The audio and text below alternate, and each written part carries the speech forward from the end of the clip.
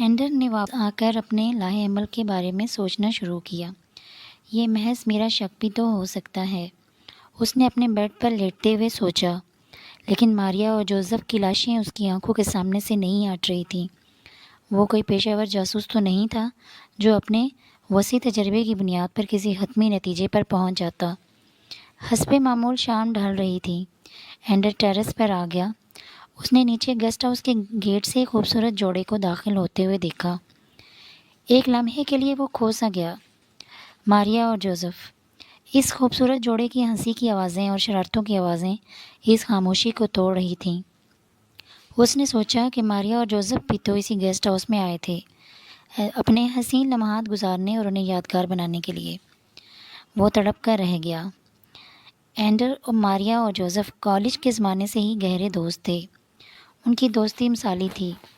ماریا ایک متوسط طبقے سے تعلق رکھنے والی انتہائی خوبصورت اور شائستہ انداز و ماریا کے لیے جوزف کی پسندیدگی بالآخر منگنی اور پھر شادی میں بدل گئی۔ اینڈر کے لیے دونوں کی دوستی سگے رشتوں سے بھی بڑھ کر تھی۔ جوزف ایک امیر طبقے سے تعلق رکھتا تھا، لیکن اس کی عاجزی اور انکساری اپنے حلقے میں مشہور تھی۔ ان سے بڑھ کر تینوں کے خاندانی روابط بھی تھے، جس کی وجہ سے یہ رشتہ اور مضبوط ہو گیا تھا۔ ماریا اور جوزف نے شادی کے بعد کچھ دن یہاں رہنے کا فیصلہ کیا تھا، جہاں وہ یادگار لمحات گزار سکیں، لیکن افسوس نہ جانے کس کی نظر لگ گئی۔ ایک ماہ قبل اینڈر کے لیے یہ خبر بجلی بن کر گری تھی کہ ماریا اور جوزف ایکسیڈنٹ میں انتقال کر گئے تھے۔ دونوں کے خاندان والوں کے لیے یہ بہت بڑا نقصان تھا۔ ماریا اور جوزف کی باڈیز اینڈر اور ماریا کے بھائی نے وصول کی تھیں۔ اگرچہ یہ صدمہ بہت بڑا تھا، لیکن ہسپتال کے سردخانے میں جب ایسے کچھ مختلف لگا، دونوں کی لاشیں دیکھ کر اس کے ذہن میں یہ شک پیدا ہوا کہ یہ حادثہ نہیں ہے۔ ماریا کے چہرے پر نشانات اور اس کے کندھے پر جو موجود نشانات کے تو تشدد کی گواہی دے رہے تھے۔ البتہ جوزف کو دیکھ کر لگتا تھا کہ وہ گاڑی کے حادثے میں ہی جاں بحق ہوا تھا۔ اینڈر نے اپنے ذہن میں آنے والے خیالات کو جھٹک دیا اور ماریا اور جوزف کے خاندان والوں کے ساتھ ان کی آخری رسومات میں مصروف ہو گیا۔ اگلے کئی دنوں تک اس کا کام میں دل نہیں لگا۔ گھر والوں نے بھی اسے حوصلہ دیا، لیکن اسے قرار نہیں آ رہا تھا۔ اسے لگتا تھا کہ ماریا اور جوزف ابھی آ جائیں گے اور اسے کہیں بائیں جانے کا کہہ دیں گے۔ ایک رات اینڈر نے عجیب خواب دیکھا۔ ماریا کی چیخیں اور جوزف کی التجائیہ نظریں۔ نیند سے بیدار ہو کر اس نے خود کو کافی پرسکون رکھنے کی کوشش کی، لیکن بالآخر اسے نیند کی گولی ہی لینی پڑی۔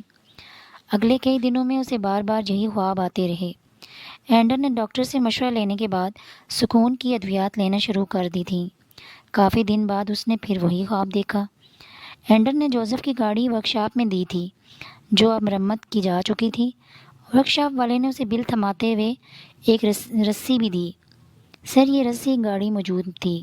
رسی کو غور سے دیکھا، جس کی حالت کچھ ایسی تھی جس سے لگتا تھا کہ یہ رسی کسی کو باندھنے کے لیے استعمال کی گئی تھی۔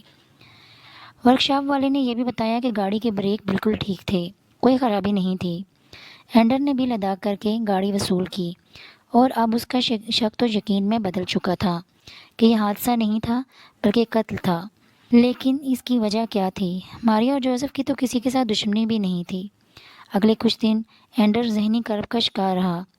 گھر والے اور قریبی دوست اس کی اس تکلیف کا اندازہ نہیں کر سکے۔ فیصلہ کیا تھا کہ وہ معاملے کی تہہ تک ضرور پہنچے گا۔ اس نے ایک ہفتے کے لیے چھٹی کی درخواست دی اور اس گیسٹ ہاؤس میں آ گیا۔ آج اس خوبصورت جوڑے کو دیکھ کر اس کے زخم تازہ ہو گئے تھے۔